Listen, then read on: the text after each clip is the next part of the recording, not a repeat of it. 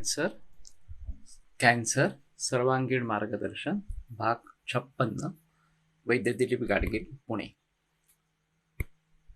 तो एक रोग का अगर हम उदाहरण लेते हैं तो रोग के निर्माणों में कई भाव कारण होते हैं और उन सभी भावों को अगर हम भली भांति जानते हैं तो ही रोग रूपी कार्य को जान सकते हैं। और इसलिए चाहिए कि जो भी सभी कारण है जिनके जरिए ये रोग निर्माण हुआ है उन सभी को ध्यान में रखते हुए आगे किस प्रकार से प्रयास करने हैं इसके बारे में सोचना है। एक कॉमन उदाहरण है जो इन्फेक्शियस डिसीजेस है, संसर्गजन्य इस प्रकार के रोग हो, उसमें एक अहम कारण है कि वो सूक्ष्म जंतु है, जीव जो है जो ये रोग निर्माण करता है। लेकिन सिर्फ वही कारण है ऐसा नहीं है। हमारी घटी हुई प्रतिकार क्षमता ये भी एक अहम कारण उसमें है और ये शुरू से ही लोगों को ज्ञात है, फिर भी उसके बारे में कोई जिक्र नहीं किया गया। और फिलहाल जो स्थिति हुई है कि बहुत सारे रेजिस्टेंट स्ट्रेन्स इस प्रकार से निर्माण हो रहे हैं और एपिडेमिक्स आ रहे हैं, तो कहने का मतलब है कि इस कारण को भी ध्यान में रखते हुए हमें अभी के रोगों के बारे में सोचना है।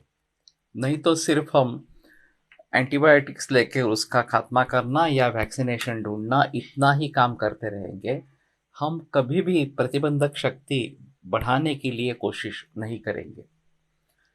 तो ये एक अहम मुद्दा रहता है कि सभी कारणों को समझ लो और फिर उसके आधार पर सभी अंगों से चिकित्सा करो।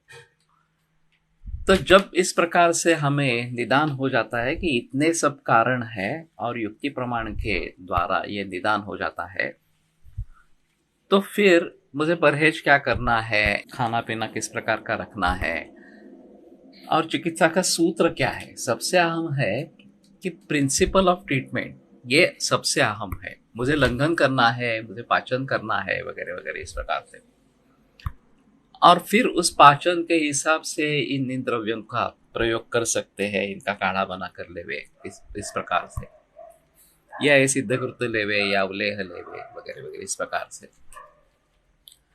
और फिर उसका अनुपान क्या हो, उसका समय क्या हो, उसका प्रमाण कितना हो, ये भी बहुकारण योगजन्य ही भाव है। चिकित्सा ये भी एक बहुकारण योगजन्य भाव है। और लोग अभी समझते हैं कि केवल मेडिसिन जो औषध है वही उसका इलाज है। वास्तव में औषध इलाज का एक अंश है। ट्रीटमेंट जिसको कहेंगे वो प्रिंसिपल है, बेसिकली वो तत्वज्ञान है और उस तत्वज्ञान का एक अंश एक औषध इस प्रकार का है। मुझे एंटीपायरेटिक इस्तेमाल करना है, एनर्जेसिक इस्तेमाल करना है, ये प्रिंसिपल रहेगा। और फिर उसमें ये दवा ले लेंगे, ये मेडिसिन उसका एक अंग इस प्रकार का हो जाएगा।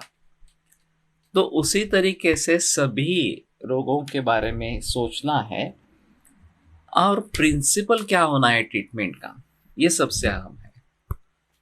अभी फिलहाल कैंसर के बारे में डिस्ट्रक्शन ऑफ सेल ये जो तत्व अपनाया गया कि उन कैंसर पेशियों का नाश करना, उनको नष्ट करना, और उसके लिए सर्जरी, केमोथेरेपी, रेडिएशन ये थेरेपी आई।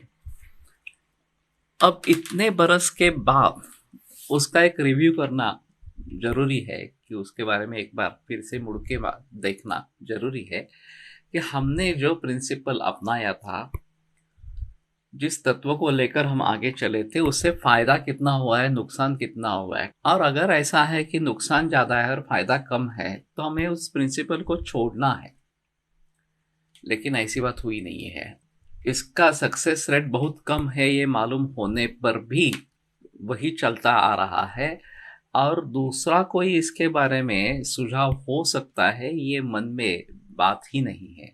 तो ये एक अहम मुद्दा इसके बारे में रहेगा।